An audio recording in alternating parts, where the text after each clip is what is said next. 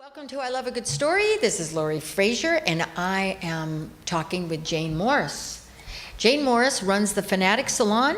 She is an actress, wonderful actress, writer, director, and she also teaches writing. And I thought it'd be really kind of fun and interesting to talk to Jane. Hi. Hi. I wanted to ask you a couple of questions, so can I just have at it? You may. All right. I want to get right to the story because well, look, first off, you're directing shows now, yeah? I am. I just got done with Karla Kakowski's The Seriously Neurotic Dream of Mary Shelley, and which was really fun. And then one-person shows? One-person show. Okay. And then the next show upcoming is Pulp and Prejudice with Jenny Noah, which is about romance novels. Jenny Noah is fun. wonderful. Okay, solo show. Yes. So you work mostly with solo shows? Yeah, although in my life I've worked with a lot of actually big, large cast shows. And a couple years ago I did a giant show for industrial for women's menopause products. Now that was the... It had Cloris Leachman in it and Sherry Shepard, and it was a big sketch show. We did it in New York and we did it in LA. And it was a huge extravaganza of a show. Well, Jane's also one of the founders of Second City, right? Or No. Second City was founded 100 years ago, so Okay. I'm not that old. But no, not 100. It's 53 years old now, or something, 52, something like that. I founded the Second City ETC. Okay, that's what I mean. Which is now 31 years old, I believe, or 30. No, yeah, something like that. And that's the stage behind this Second City stage. So that's kind of a big thing. Okay, so when you say stage behind the second team, is that kind of like the annex? What is Second that? City has been there forever. Okay. There were 6 actors on stage, and everybody else that were in touring companies and all that we were, which I was at the time when this all happened, which was in 1982. I think maybe we opened in 83 or 84. Mm-hmm. So I was hired. Anyway, so you just waited for those actors to die. And we just hoped they would die or something, and they don't. And so there was those 6 slots on that main stage, and that was it. And so at that point, the Bernie Solins, who owned it, he would hold these, we called them Bernie Bake-Offs. And this year it was, when you auditioned for main stage, it was accents, and next year it was make-a-songs, and it was just whimsical. Okay, wait, but we're talking I just want to let the audience know. So you're talking about improvisation. Yes, Okay. except you improvise during a set, and then you write sketches, and then the show is a written show that you're seeing when you go to Second City. You're seeing a written show.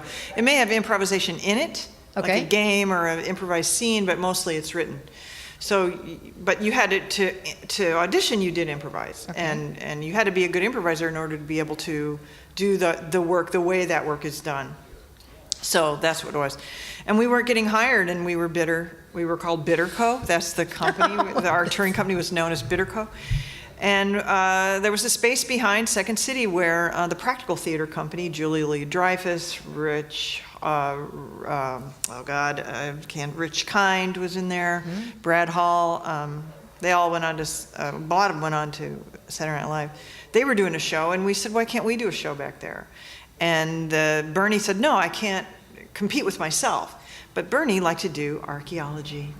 And when he went out of town, Joyce, the managing producer, would tell us, Bernie's on a dig.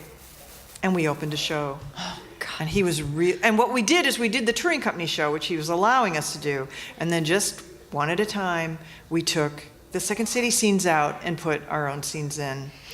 Till we had a show and we opened. It was a huge hit, the show. And he was really mad.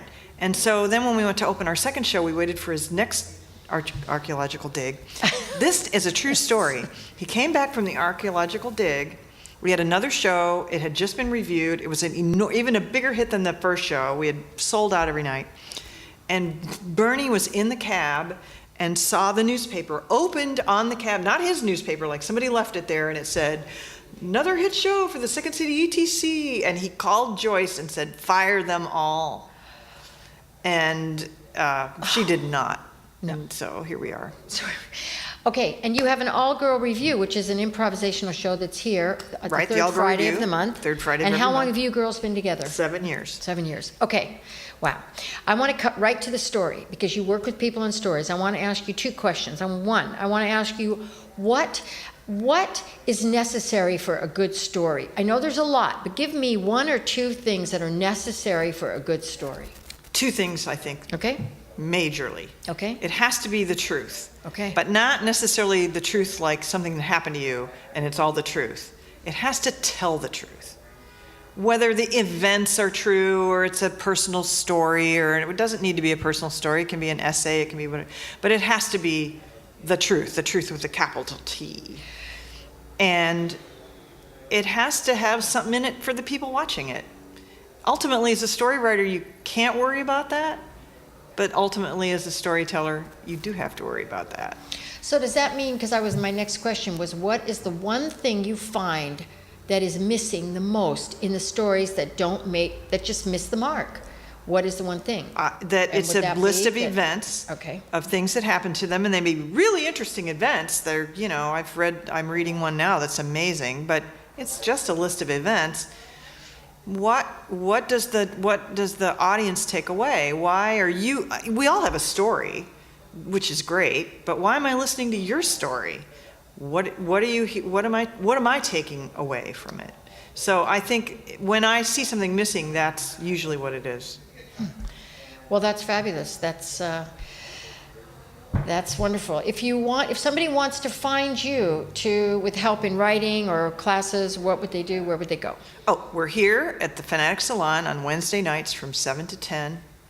And And how do they find you online? they find me FanaticSalon.com? online by either going to Jane Morris on Facebook, Jane Morris on by Facebook. going to the Fanatic Salon on Okay. Facebook, by calling the Fanatic Salon number, which is 310-622-2046.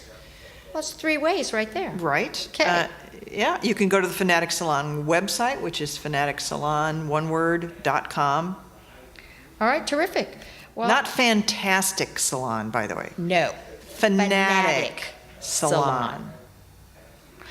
Jane Morris, thank you so much for joining us. Thank you, on Lauri Another Good Fraser, and your wonderful Story. show. See you next time. Bye. Thanks. Bye-bye.